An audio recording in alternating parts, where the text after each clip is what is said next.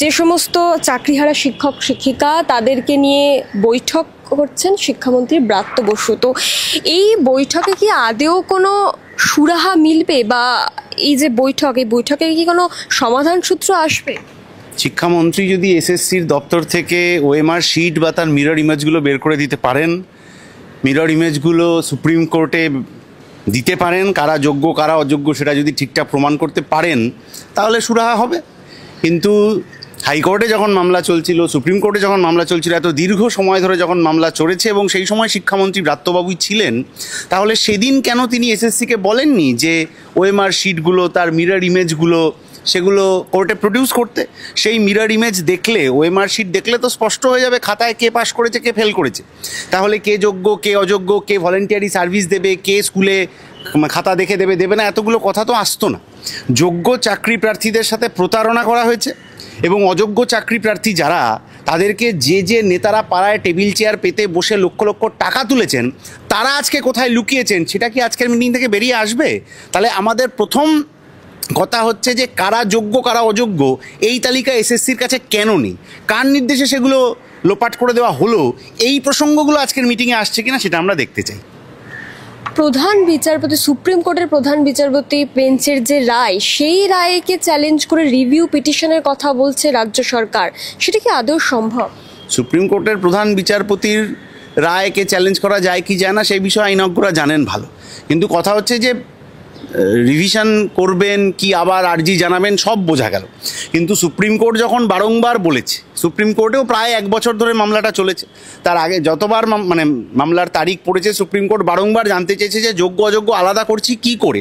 আমি পরীক্ষা দিয়েছি, আমার পরীক্ষার খাতাটা দেখালেই তো স্পষ্ট হয়ে যাবে যে আমি 100-তে 10 পেয়েছি না 90 পেয়েছি, সাদা খাতা জমা দিয়েছি না সব প্রশ্নের উত্তর দিয়েছি, ঠিক দিয়েছি না ভুল দিয়েছি।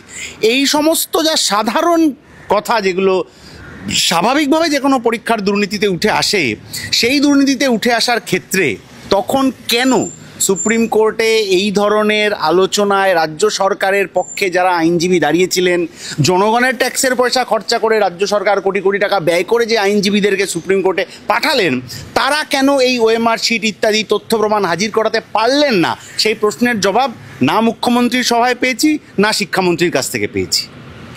মুখ্যমন্ত্রী প্রশ্ন তুলছেন যে কেন বিকাশ রঞ্জন ভট্টাচার্য মামলা করলেন, কারোর চাকরি দেওয়ার যদি না ক্ষমতা থাকে কারোর চাকরি কেন খাচ্ছে? নিজের দলের নেতাদের প্রশ্ন করতে পারছেন না যে কেন তুমি টাকা খেলে দুর্নীতি করে? নিজের দলের নেতাদের প্রশ্ন করতে পারতেন যে এসএসসি হোক, টেট হোক, সারদা হোক, নারদা হোক, রোজ ভ্যালি হোক, গরু পাচার, কয়লা পাচার, বালি পাচার, সবেতেই তোমরা কেন টাকা খাবে, এই প্রশ্ন নিজের দলের নেতাদের করতে পারতেন। আর বিকাশ ভট্টাচার্য কিন্তু আইনজ্ঞ, তিনি তো সুপ্রিম কোর্টের বিচারপতি নন, ফলে উনি ওনার মতো করে কথা বলেছেন, নিয়মের কিছু কথা বলেছেন। তাহলে রাজ্য সরকারের পক্ষে যারা আইনজীবী দাঁড়িয়েছিলেন তারা কেন যুক্তি দিয়ে বিকাশ ভট্টাচার্যের কথাগুলোকে কাটতে পারলেন না, এই প্রশ্ন তো আসছে। কোর্ট তো যুক্তির কথা শুনবে, তো এ তো নাম, যোগ্যতা, ডেজিগনেশন ইত্যাদি, কে কত বড় উকিল কি ছোট উকিল এসব তো দেখবে না। কোর্ট তো বিচারের কথা শুনবে, সংবিধানের কথা শুনবে, নিয়ম কি আছে সেটা দেখবে। তাহলে যে কথাগুলো বিকাশবাবু বলছেন, রাজ্য সরকারের উকিল যারা দাঁড়িয়েছিলেন, গোটা দেশের সব নামজাদা উকিল যারা দাঁড়িয়েছিলেন আমাদের ট্যাক্সের পয়সায়, তারা কেন বিকাশবাবুর যুক্তি খণ্ডন করে কি হওয়া উচিত সেটা সুপ্রিম কোর্টে কেন প্রমাণ করতে পারলেন না? রাজ্য সরকারের অপদার্থতা না থাকলে, তার ভুল না থাকলে, তার অপরাধ না থাকলে রাজ্য সরকার মামলা হারলো কেন?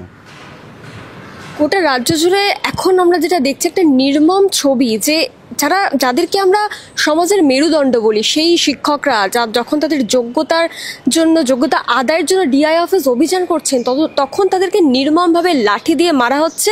কাদেরকে দিয়ে না, সেই সিভিক ভলেন্টিয়ারকে দিয়ে, যাদের কারো শিক্ষাগত যোগ্যতা নিয়ে প্রশ্ন তোলা ঠিক নয়, কিন্তু তাও এই প্রশ্ন সোশ্যাল মিডিয়া জুড়ে উঠছে যে 8 পাস যারা সিভিক ভলেন্টিয়ার, তারা লাঠিচার্জ করছে এই সমস্ত যোগ্য শিক্ষকদের। তৃণমূল ক্ষমতায় আসার পর থেকেই পুলিশকে দলদাসের মতো করে ব্যবহার করছে বিরোধীদেরকে দমন করার জন্য। এই পুলিশের হাতে সুদীপ্ত গুপ্ত খুন হয়েছিল 13 সালে, এই পুলিশের হাতে মইদুল ইসলাম মিদ্যা খুন হয়েছে, আনিস খান খুন হয়েছে, আরও এরকম অনেক লম্বা তালিকা বলে যেতে পারি। ফলে যে পুলিশকে ব্যবহার করা হয়েছে আরজি করের ঘটনায় প্রতিবাদীদের খুঁজে বের করতে, মেদিনীপুরের জাল সালাইনের ঘটনায় পুলিশ রাত 2:45 সময় বাড়ি গেছে, যে দরজা ঠকঠক করে জিজ্ঞেস করছে আপনি কি সকালে মিছিলে গেছিলেন, তাহলে যে পুলিশ প্রতিবাদীদের খুঁজে বেড়াচ্ছে, যে পুলিশ অম্বিকেশ মহাপাত্রকে গ্রেপ্তার করে নিয়ে যায় কেন কার্টুন ফরওয়ার্ড করেছেন, সেই পুলিশ যে শিক্ষকদের সম্মান দেখাবে না, শিক্ষক কেন ছেড়ে দিন, সেই পুলিশ যে নাগরিককে তার নাগরিক সম্মান দেবে না, এটা স্পষ্ট। কারণ তার পিছনে তৃণমূলের সরকার রয়েছে, তৃণমূলের পুলিশ মন্ত্রী রয়েছে। ফলে পুলিশকে ব্যবহার করা হয়েছে বিরোধীদের দমন করার জন্য। ফলে আজকে যিনি লাথি মারছেন বা আজকে যিনি মানে এই আগ্রাসীভাবে তেড়ে যাচ্ছেন, তাকে ইনস্ট্রাকশনই দেওয়া হয়েছে যদি তোমার চাকরি বাঁচাতে হয়, যদি তোমার ট্রান্সফার বাঁচাতে হয়, যদি তোমার অন্য কিছু এটা ওটা করাতে হয়, তাহলে তোমাকে এইভাবে করতে হবে। 13 বছর ধরে পুলিশকে এই শিক্ষা দেওয়া হয়েছে। ইদানিং পুলিশকে জুনিয়র ডাক্তাররা শিরদাঁড়া উপহার দিয়ে এসছেন। আমরা তো চাইবো যে পুলিশ ওই শিরদাঁড়াটাকে ব্যবহার করে সাদাকে সাদা কালোকে কালো বলুক, আমরা তার পাশে দাঁড়াবো তো। কিন্তু পুলিশ যদি স্বৈরাচারী সরকারের মুখ হিসেবে পশ্চিম বাংলায় কাজ করতে চায়, তাহলে জনগণের প্রতিরোধ যেরকম হওয়ার সেই রকমই হবে, যা আজকে গোটা রাজ্য জুড়ে, গোটা কলকাতা শহর জুড়ে যে প্রতিবাদের ছবি আমরা দেখছি। শুধু তাই নয়, পুলিশ কমিশনার তিনি বলছেন যে আগে শিক্ষকরা তাদেরকে মেরেছে, তারপর তাদেরকে এই ব্যবস্থা নিতে হয়েছে। শিক্ষকরা যদি কোনোভাবে পুলিশি মানে আইন ইত্যাদি ভেঙে থাকেন, যারা যারা গিয়েছিলেন, সেটা ব্যবস্থা নিতে পারে পুলিশ, কোনো অসুবিধার ব্যাপার না। কিন্তু যে পুলিশ কর্মী এই লাথি ইত্যাদি মারছেন, এইটা কি কোনো আইনে লেখা আছে যে ওরকম নিরস্ত্র মানুষের ওপর এইভাবে আক্রমণ করা যায়? ওরা তো নিরস্ত্র ছিলেন, কোনো অস্ত্রশস্ত্র নিয়ে তো যাননি। নিজের রুটি রুজির দাবিতে, পেট বাঁচানোর দাবিতে, ভবিষ্যৎ বাঁচানোর দাবিতে, জীবন বাঁচানোর বাজি রেখে গেছিলেন। তাহলে তাদের উপর কি এরকম আক্রমণ করা যায়? এই চাকরি প্রার্থীদের আন্দোলনে আগে পুলিশ গিয়ে কামড়ে দিয়েছিল। এগুলো কি পুলিশের কাজ? পশ্চিমবাংলায় এগুলো কোনোদিন পুলিশের কাজ ছিল না। যে পুলিশকে স্কটল্যান্ড ইয়ার্ডের সাথে তুলনা করা হতো, এখন এইটা কাজ হয়ে গিয়েছে কেন?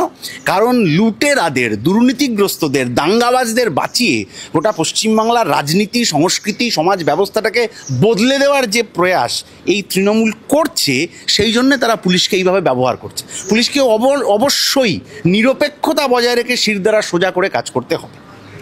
এই গোটা ঘটনায় বিজেপির একাংশ তারা সুর চড়ালেও কোথাও গিয়ে শুভেন্দু অধিকারী বোধহয় একটু নরম। বিজেপি সুর চড়াবে কি করে এই ঘটনায়? 16 সালের ক্যাবিনেটে তো শুভেন্দুবাবু ছিলেন, যেখানে এইসব দুর্নীতির শিলমোহর পড়েছিল। এরকম আরও কয়েকজন বিজেপি নেতার নাম আসছে, অতীতের তৃণমূল বর্তমান বিজেপি নেতা, যারা ওর কাছে টাকা পাঠিয়েছিলেন দুর্নীতির জন্য। ফলে বিজেপি এসব ব্যাপারে সুর চড়াতে পারবেন না। দেখছেন না, গোটা রাজ্য, গোটা দেশ, কলকাতা, এদিক ওদিক সর্বত্র চোর ধরো জেল ভরোর কথা হচ্ছে, আর বিজেপি অন্য স্লোগানে অস্ত্র নিয়ে নেমে পড়েছে।